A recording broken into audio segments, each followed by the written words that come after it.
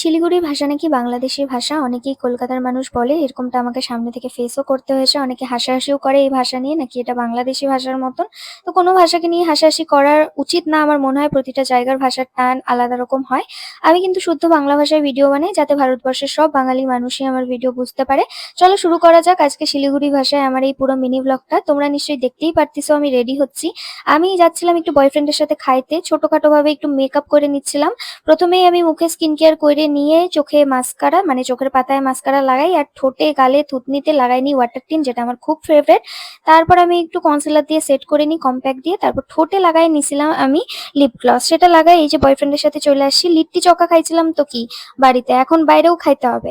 তো খাওয়ার অর্ডার দিয়ে আমি আর আমার বয়ফ্রেন্ড বেরোয় গেছিলাম কোকের বোতল আনতে। তো কোকের বোতল একটা 20 টাকা দিয়ে কিনলাম।